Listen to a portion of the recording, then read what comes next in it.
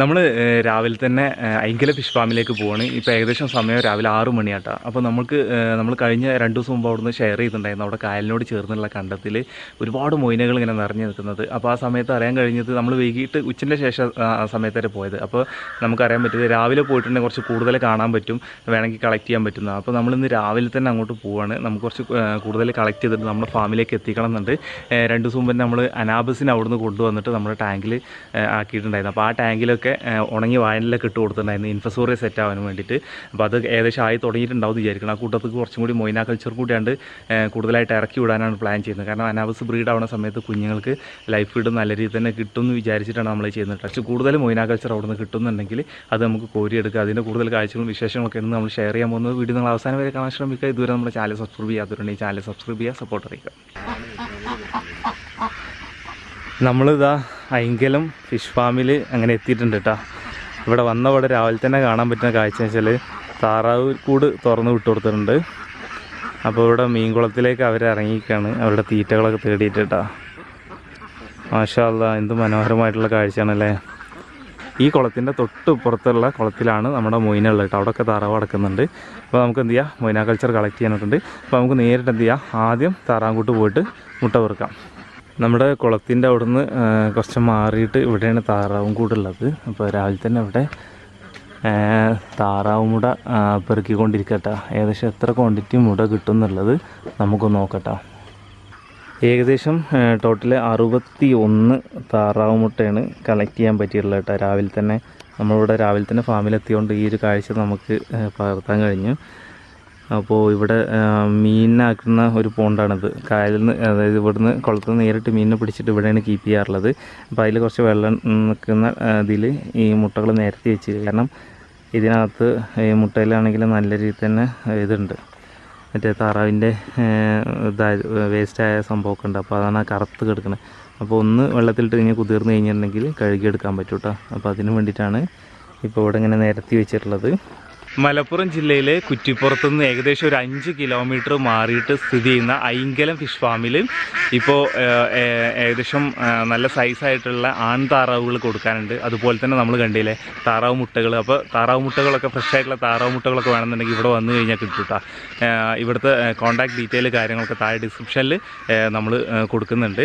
ഇനി നമ്മൾ നേരിട്ട് എന്ത് ചെയ്യാണ്, നമ്മുടെ മൊയിന കൾച്ചർ കോരിയെടുക്കാൻ പോകട്ടെ. നമ്മളങ്ങനെ മൊയിന കോരാൻ തുടങ്ങിയിട്ടുണ്ട് കേട്ടോ. ഇവിടെ ഈ കണ്ടില്ല ഈ ആൽഗ, പച്ച കളർ നല്ല വലയിൽ കൊടുക്കുന്നുണ്ട് കേട്ടോ. ഇത് കോരുന്ന സമയത്ത് ഇവിടെ ഈ റെഡ് കാണുന്നതൊക്കെ മൊയിനായിട്ടേക്ക് എടുക്കുന്നത്. പിന്നെ അത് മാത്രമല്ല, ഇവിടേക്ക് ഇങ്ങോട്ട് മാറിയിട്ടുണ്ടെങ്കിൽ ഈ ഏരിയയിലൊക്കെ മൊയിനുണ്ട്. ഇപ്പോൾ താറാവെള്ളം ഇറങ്ങിയിട്ട് കലക്കിയ കാരണം ആ കലക്കും മൊയിനയും കൂടിയൊക്കെ ഒരുമിച്ചാണ് കിടക്കുന്നത്.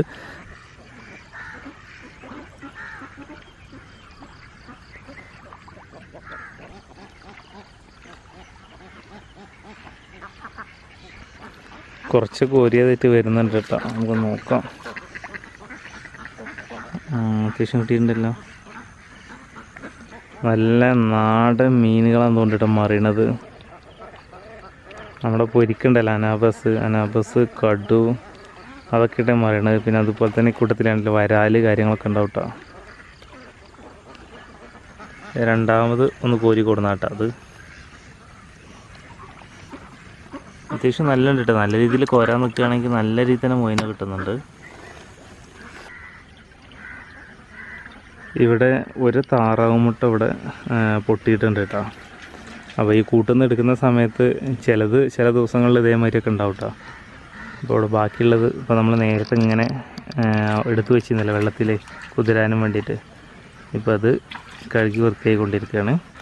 അതുപോലെ തന്നെ ഇവിടെ ഒരു കൂടുണ്ട് കേട്ടോ, താറാവും കൂടുണ്ട് ഈ കുളത്തിൻ്റെ മുകളിലായിട്ട്.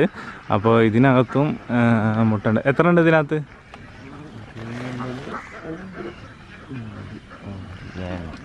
ഇതിനകത്തൊരു 7 മുട്ടോളം കാണുന്നുണ്ട് കേട്ടോ. പിന്നെ അതുപോലെ തന്നെ നേരെ വെളുത്തിട്ട് നമ്മൾ താറാവിനെ വിട്ട് കഴിഞ്ഞിട്ടുണ്ടെങ്കിൽ പിന്നെ കുറച്ച് നേരം താറാവിന് പിന്നാലെ വേണമെങ്കിൽ ഇങ്ങനെ താറാവ് പോണോടത്ത് നടന്ന് നോക്കേണ്ടി വരും കേട്ടോ. കാരണം അത് വഴിയിലൊക്കെ മുട്ടയിടാൻ ചാൻസ് ഉണ്ട്. മുട്ട ഇടാത്തവർ ഇപ്പോൾ കണ്ടില്ല ഒന്നിതാ. ഇപ്പോൾ ഇതിനകത്തുനിന്ന് ഇവിടുന്ന് ഇപ്പോൾ പെറുക്കി കൊണ്ടുവരാണ്. നമ്മളിന്ന് കളക്ട് ചെയ്തിട്ടുള്ള മൊയിന മൊത്തം ഒരു കവറിലേക്ക് മാറ്റി കേട്ടോ. ഇനിയിപ്പോൾ നമുക്ക് എങ്ങനെയായാലും മൊയിനയുമായിട്ട് നമ്മുടെ ഫാമിലേക്ക് പോകാനുണ്ട്. അതിന് മുമ്പ് ജസ്റ്റ് നമുക്ക് കവറിലിട്ട് കഴിഞ്ഞതിന് ശേഷം നോക്കട്ടോ. മാഷാ അല്ലാ ലാസ്റ്റ് വരുന്നുണ്ടില്ല കട്ടായിട്ട് വരുന്ന മൊയിന. ആ ബക്കറ്റിൽ കുറച്ചും കൂടെ ഉണ്ട്, കുറച്ചുകൂടി വെള്ളം ഒഴിച്ചോ, കുറച്ച് ഒഴിച്ചാൽ മതി.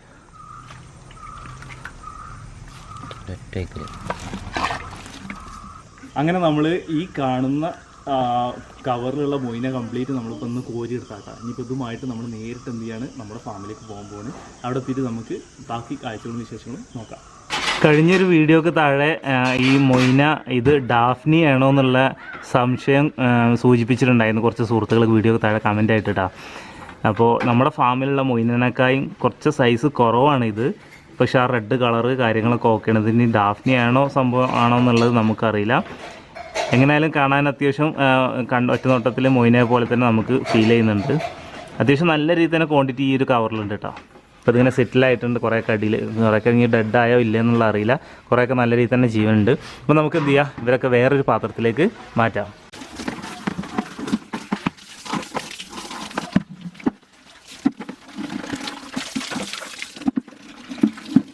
ഈ കവറിനകത്ത് ഇവിടെ ശ്രദ്ധിച്ചിട്ടുണ്ടെങ്കിൽ ഇവിടെയൊക്കെ ഇനി മൊയിന എടുക്കുന്നുണ്ട് കേട്ടോ. അതൊക്കെ നമുക്ക് ഇനിയിപ്പോൾ വെള്ളം ഇതിനകത്തേക്ക് ഒഴിച്ചിട്ട് തിരിച്ചെടുക്കണ്ട. ഇവിടെയൊക്കെ മൊയിനുണ്ട്. അപ്പോൾ അത്രയും അത്യാവശ്യം നല്ല രീതിയിൽ തന്നെ മൊയിന നമുക്ക് ഇന്ന് രാവിലെ തന്നെ പോയിട്ട് കളക്ട് ചെയ്യാൻ പറ്റിയിട്ടുണ്ട് കേട്ടോ. കുറച്ച് നേരം പാത്രത്തിലിരുന്നപ്പോഴത്തിന് മുകളിൽ കണ്ടില്ല ഇങ്ങനെ പൊന്തി വന്ന് സെറ്റായിക്കൊണ്ടിരിക്കുന്നത്. അപ്പോൾ നമ്മൾ എന്ത് ചെയ്യണം, ഇനി ഇവരെ നമുക്ക് ഫീഡ് കൊടുക്കണമല്ലോ. അപ്പോൾ അതിന് വേണ്ടിയിട്ട് നമ്മൾ സെപ്പറേറ്റ് മാറ്റിയെടുക്കാൻ പോട്ടെ. കാരണം ഇതിൽ നല്ല രീതിയിൽ ആൽഗയൊക്കെ ഉണ്ടായിരുന്നു. അപ്പോൾ ആ വെള്ളത്തിൽ നിന്നല്ല വന്നുള്ളത്. അപ്പോൾ നമ്മൾ എന്ത് ചെയ്യുക, ആദ്യം കുറച്ച് കോരി എടുത്തിട്ട് ഇങ്ങനെ വേറൊരു പാത്രത്തിൽ ചെറിയൊരു പാത്രത്തിൽ ജസ്റ്റ് ഇങ്ങനെ അരിപ്പോണ്ട് തന്നെ ഇങ്ങനെ അരിച്ചെടുക്കട്ടോ. ജസ്റ്റ് ഇങ്ങനെ കുറച്ച് നേരം അരിച്ചെടുത്ത് കഴിഞ്ഞാൽ ഈ നെറ്റിന് പ്രത്യേകത ഉണ്ട്. നെറ്റ് കുറച്ച് അകലം കൂടുതലല്ല. അപ്പോൾ ചെറിയ പറയേണ്ട ആവശ്യമില്ല, അടിയിൽ നോക്കി കഴിഞ്ഞാൽ അറിയാൻ പറ്റും. ഈ സൈഡിൽ കൂടി ഇതിൻ്റെ അടിയിൽ കൂടി ഈ സംഭവം പോയിട്ടുള്ള മൊയിനെ ഇതിനടിത്തട്ടിലുണ്ട് കേട്ടോ. ചെറിയ സംഭവം ഇതിനകത്തുണ്ട്. അപ്പോൾ നമ്മൾ കുറച്ച് നേരം കഴുകിയിട്ടുണ്ട്. ഇപ്പോൾ ഇങ്ങനെ ആക്കിയിട്ടുണ്ട്. ഇനി നമ്മൾ തൊട്ടുപുറത്തൊരു പാത്രത്തിലേക്ക് ഇത് മാറ്റാൻ പോകട്ടോ. എന്നിട്ട് ഇവിടുന്ന് നമുക്ക് എന്ത് ചെയ്യണം, മൊയിന അത് നേരിട്ട് എന്ത് ചെയ്യുക, ഫീഡ് ചെയ്യാം. നമ്മുടെ ആൽബിനോക്കോയ് പീസ് എടുക്കുന്ന ടാങ്കാട്ടത് ജസ്റ്റ് ഒന്ന് ഒഴിച്ചു കൊടുത്തിട്ടുണ്ട്. മാഷാ അല്ലാ എല്ലാവരും എടുക്കുന്നുണ്ട് കേട്ടോ. നല്ല രീതിയിൽ തന്നെ ഫുഡ് എടുക്കുന്നുണ്ട്. അപ്പം ഇന്നെങ്ങനെയായാലും അത്യാവശ്യം നല്ല രീതിയിൽ തന്നെ ഫുഡ് കൊടുക്കാനുള്ള ഫുഡ് നമ്മുടെ കയ്യിലുണ്ട് കേട്ടോ. ഇത് നമ്മുടെ ഫുൾ ഗോൾഡ് കേട്ടോ. അപ്പോൾ ഏത് ഗപ്പിയാണെങ്കിലും നല്ല രീതിയിൽ തന്നെ ഫുഡ് എടുക്കുന്നുണ്ട് കേട്ടോ. മെയിനായിട്ട് നമ്മളിന്നത് കൊണ്ടുവന്നതിൻ്റെ ഉദ്ദേശം എന്ന് വെച്ചിട്ടുണ്ടെങ്കിൽ നമ്മുടെ അനാബസിന് ബ്രീഡിങ്ങിന് ഇട്ട ടാങ്ക് ഉണ്ടല്ലോ, ആ ടാങ്കിലേക്ക് കുറച്ച് ഇറക്കി വിടാനും വേണ്ടിയിട്ടായിരുന്നു.